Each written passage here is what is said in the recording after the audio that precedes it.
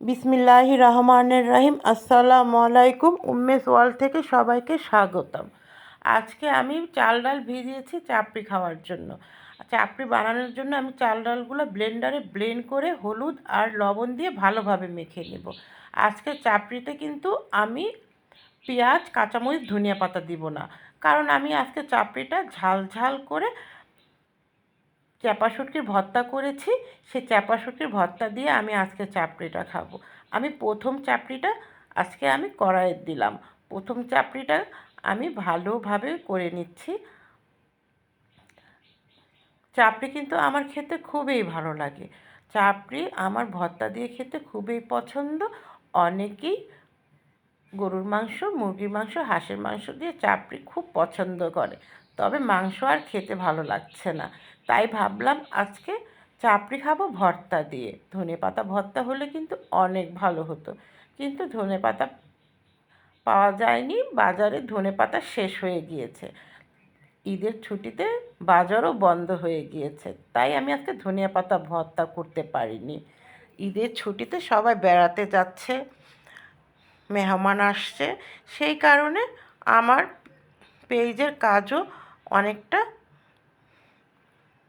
Slow হয়ে গিয়েছে, কারণ নানা রকম ব্যস্ততার কারণে পেজে সেরকম সময়ই দিতে পারছি না।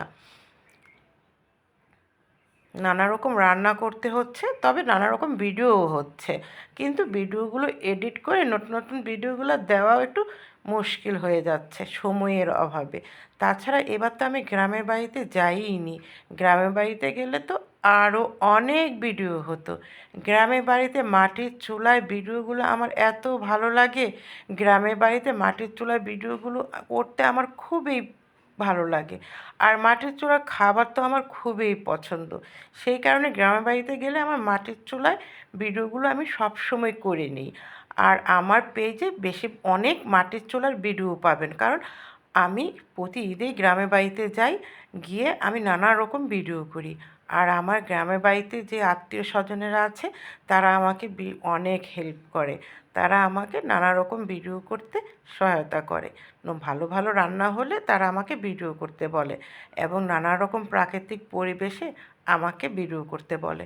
আমিও অনেক সুন্দর সুন্দর প্রাকৃতিক পরিবেশ দেখলে ভিডিও করে ফেলি আমার পেজের জন্য। গ্রামের বাড়ির মাটির চুলার ভিডিওগুলো করতে অনেক সুন্দর লাগে, এবং ভিডিওগুলো আমার খুব ভালোও লাগে।